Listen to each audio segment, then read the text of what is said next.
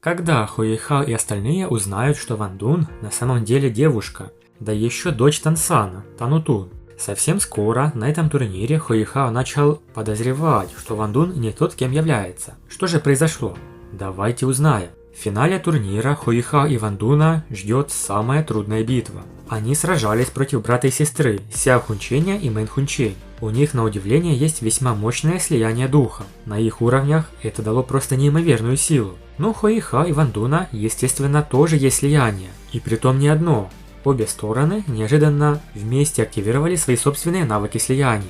Это был первый раз, когда подобное произошло на турнире мастеров.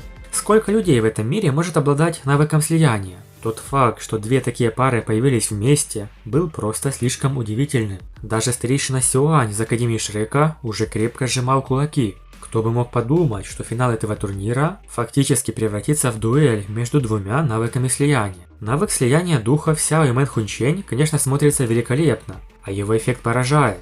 Но нас больше интересует, что произошло в этот момент с Ван Дуном и Хуэйхао. С Золотой Дорогой и Молотом Небесного Императора мы уже хорошо знакомы. Но когда духовные глаза сливались с Молотом Чистого Неба, они вызвали Золотое Кольцо Света, которое покрывало более 100 метров. Это был их третий навык слияния, и он назывался «Заклинающая посреди пустоты Духовная Буря». Духовная Буря была похожа на объединение мощнейшей атаки Молота с духовной силой Хуэйхао. Это была крупномасштабная атака, обладающая силой, которая была во много раз выше, чем у двух других навыков слияния. Но прямо сейчас Хуэйхао и Ван Дун использовали последнее, по их мнению, слияние между двумя боевыми духами типа зверей, слиянием Императрицы Скорпионов и Сияющей Богини Бабочки. И вот тут произошло нечто удивительное. Голубовато-золотая пара крыльев расправилась, являя Сияющую Богиню Бабочку. Этот свет был настолько интенсивным, что никто не смел смотреть на него напрямую. Когда ледяная аура начала распространяться, произошла удивительная перемена в объединенном теле Хуэйхао и Ван Дуна. В этом слиянии Ван Дун взял контроль, и стройная фигура появилась посреди трехцветного ореола света. Это была девушка, взрослая девушка ростом выше 180 сантиметров, и ее стройная фигура выглядела чрезвычайно захватывающей. Ее голова была полна голубовато-розовых волос, которые не спадали до самых ног. Глаза были цвета блестящего золота, и даже слова «совершенство» было недостаточно, чтобы описать ее волнующее стройное тело. Сделав небольшой шаг вперед, девушка оказалась в воздухе. Плотный слой мороза начал распространяться от ее ног, а в темных облаках на небе была вырезана маленькая трещина. Луч солнечного света спустился с неба, пройдя через защитный барьер турнирной сцены. Было впечатление, будто богиня переживает свое возрождение прямо сейчас. На ее лбу появился едва заметный набор золотых символов, и эти золотые символы начали мерцать, излучая нежный свет. Мэн Хунчень смогла ясно увидеть символ на лбу красавицы. Этот символ имел отчетливую форму трезубца, и он был очень маленьким. Казалось, всего лишь пару сантиметров длиной. Более того, он быстро исчез, когда девушка приземлилась. После легкого взмаха крыльями, трехцветный ореол цвета немедленно накрыл тела Ся Хунченя и Мэн Хунчень. Однако он, казалось, не навредил им. Он лишь спустил их тела с турнирной сцены. Это была красивая победа, без лишней суеты. После этого сияющая девушка снова превратилась в яркий красочный ореол. На сцене теперь стояли, обнявшись, Хуэйхао и Ван Дун. Они были чрезвычайно бледными, и оба поддерживали друг друга. Ван Дун уже заснул на груди Хуэйхао. Лишь золотой трезубец на лбу слегка мерцал. Однако Хуэйхао не смог увидеть все это.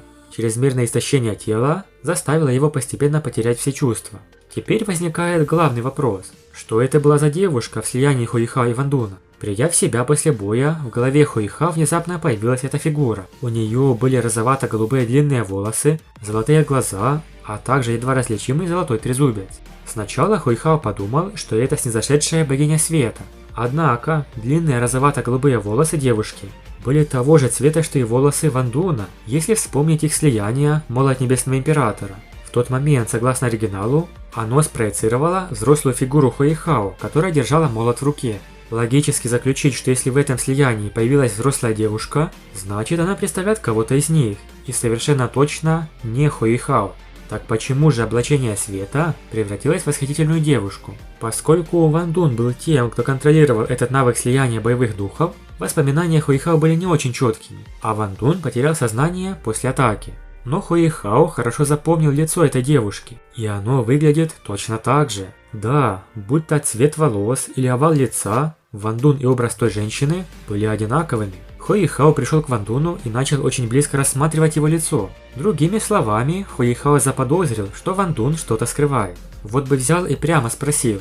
Но на этой нотке он прекратил свое расследование, так как Ван Дун все-таки казался обычным парнем. Ему было далеко до той красивой девушки в слиянии. Еще одной интересной деталью является трезубец на лбу Ван Дуна. Это уже реально разоблачает его, точнее дает понять, кто его родители. Не говоря уже о духе сияющей богини бабочки, который может появиться только у мастеров женщин. Получается, Хуэйхао почти докопался до правды.